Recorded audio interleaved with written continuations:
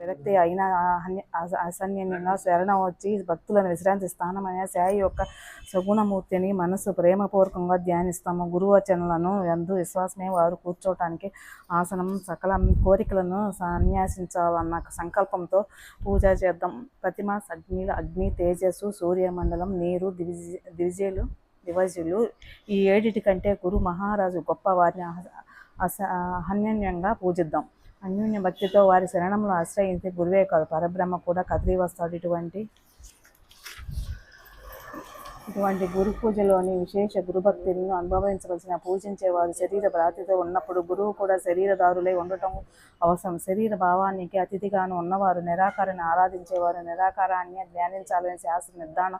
సగుణమూర్తిని ధ్యానించినంత వరకు భక్తిభావం అసలు కలుగుదు. ప్రేమపూర్వకమైన భక్తి కలుగునంత వరకు మనము మొగ్గు వికసించదు.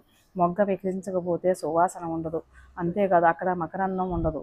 అందువలన తేనెటీగల క్షణమైన అక్కడ నిలువున ఒక సగుణమే సాకారం, నిర్గుణమే నిరాకారం. వీనిలో పరస్పర భేదం లేక సాకారం నిరాకారం రెండూ ఒకటి.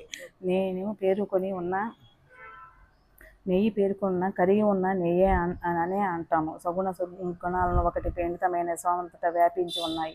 కళ్ళారా చూడటానికి మనసారా భక్తితో పాదముల మీద శిరస్సు ఉంచటానికి వీలుగా సకారం రూపం ఉంటే అక్కడ ధ్యానానికి సౌకర్యం. అక్కడ ప్రేమ కలగటానికి అవకాశం ఉంది. ప్రేమగా ముచ్చటించటానికి గంధ అక్షంతులతో పూజించడానికి ఒక ఆకారం అవసరం. నిర్గుణం కంటే సుగుణాలతో ఉన్న వారిని అర్థం చేసుకోవడం చాలా సులభం.